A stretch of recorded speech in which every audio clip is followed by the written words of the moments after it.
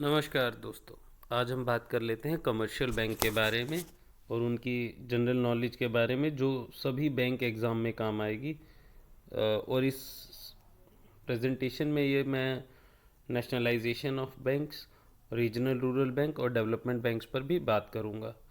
पहले बात कर लेते हैं कमर्शियल बैंक की। कमर्शियल बैंक होते क्या हैं? जो नॉर्मल बैंक्स जो हम सोचते हैं या सुनते हैं, जो पैसे एक्सेप्ट करते हैं, जिनमें से हम डिपॉजिट कर सकते हैं और विड्रॉ कर सकते हैं चेक की फॉर्म में, और जो लोन वगैरह जो general day to day life में पब्लिक के काम आते, कमर्शियल बैंक होता है, जिनका मेन काम सिर्फ बैंकिंग होता है और वो कोई और काम में इंडल्ज नहीं हो सकते हैं।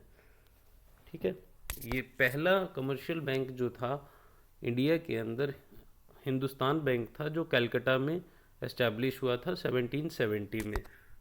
फिर इसके बाद जो है बैंक ऑफ बंगाल बना कलकत्ता के अंदर 1806 में। फिर इंपीरियल बैंक बना 1921 में, जिसको रीनेम करके स्टेट बैंक ऑफ इंडिया का नाम दिया गया, जो लार्जेस्ट पब्लिक सेक्टर बैंक है इस वक्त। इलाहाबाद बैंक बना 1865 में, पंजाब नेशनल बैंक बना 1894 में। अब हम बात कर लेते हैं नेशनलाइजेशन ऑफ बैंक की। ये कमर्शियल बैंक को नेशनलाइज हमने राष्ट्र हित के लिए किया गया था कि इनमें गवर्नमेंट का स्टेक 50% मिनिमम रहेगा, ताकि कॉन्फिडेंस बिल्ड हो जनरल पब्लिक के अंदर कि इनमें पैसा सेफ रहेगा, और गवर्नमेंट इनका गारंटी लेती है कि ये अगर in case of any loss इनमें पैसा डूबेगा नहीं, गवर्नमेंट बैकिंग रहेगी। नेशनलाइजेशन बैंक में आरबीआई को नेशनलाइज किया गया था 1 जनवरी 1949 को। इंपीरियल बैंक, जिसको रीनेम करके स्टेट बैंक ऑफ इंडिया नाम दिया गया, उसका नेशनलाइजेशन हुआ था जुलाई 1955 के अंदर। और 14 बैंक्स थे जो फर्स्ट नेशनलाइजेशन हुआ था इंडिया के अंदर, जिसमें काफ़ी सारे बैंक्स को नेशनलाइज किया गया था, जैसे कि Canara bank, bank of Baroda वगैरह, उनका किया गया था 1969 में। अब नई जो पब्लिक सेक्टर बैंक थे, इनको 1996 की रिपोर्ट के अनुसार काफ़ी सारी ऑटोनॉमी दी गई है, मतलब काफ़ी सारी इंडिपेंडेंस दी गई है। लेकिन किन किन को दी गई थी? जिनका मैक्सिमम नॉन परफॉर्मिंग एसेट 9% से कम रहेगा।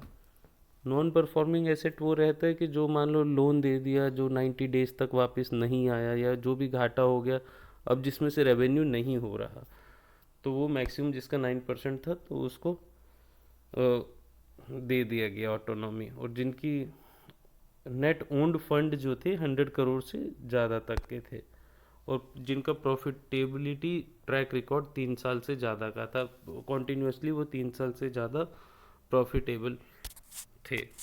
अब हम बात कर लेते हैं रीजनल रूरल बैंक के बारे में। रीजनल रूरल बैंक वो कमर्शियल बैंक होते हैं जो स्टेट लेवल में होते हैं।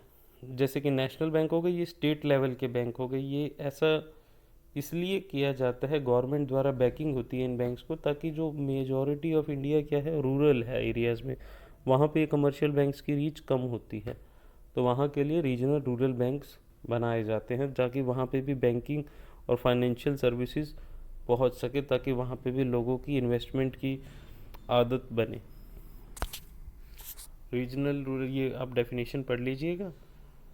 और इनकी एस्टेब्लिशमेंट हुई थी 1975 में। जो इनकी ऑथोराइज्ड कैपिटल रहती है रीजनल रूरल बैंक की, वो उस वक्त थी 5 करोड़, और ये सभी स्टेट के अंदर है एक्सेप्ट ओनली 2 स्टेट्स। क्वेश्चन आता है कि ऐसे कौन से स्टेट में नहीं है रीजनल रूरल बैंक? सिर्फ 2 स्टेट ऐसे हैं, एक सिक्किम है जिसकी सबसे कम पॉपुलेशन है, और एक गोवा है, जिनमें रीजनल रूरल बैंक नहीं है, और बाकी सब जगह हर स्टेट में है। इनके फंक्शन क्या रहेंगे? सबसे पहले फंक्शन रह देते हैं कि ये बैंकिंग फैसिलिटी देते हैं गांव एरिया में, रूरल एरिया में। और जैसे कि गवर्नमेंट की स्कीम्स आती हैं, जैसे नरेगा, एमजी नरेगा हो गई, तो वहाँ पे ज़्यादातर वहाँ के रूरल एरिया के लोगों को मिलता है उसका बेनिफिट। वहाँ पे और बैंक्स नहीं है, रीजनल रूरल बैंक है, तो उनके थ्रू उनका पेमेंट वगैरह होता है। और जो पैरा बैंकिंग फैसिलिटी होती है, जो बैंकिंग के साथ साथ चलती है, जैसे कि लॉकर फैसिलिटी है, कार्ड्स, मोबाइल बैंकिंग, वो भी उनको कहाँ मिलती है? रीजनल बैंक्स के द्वारा मिलती है।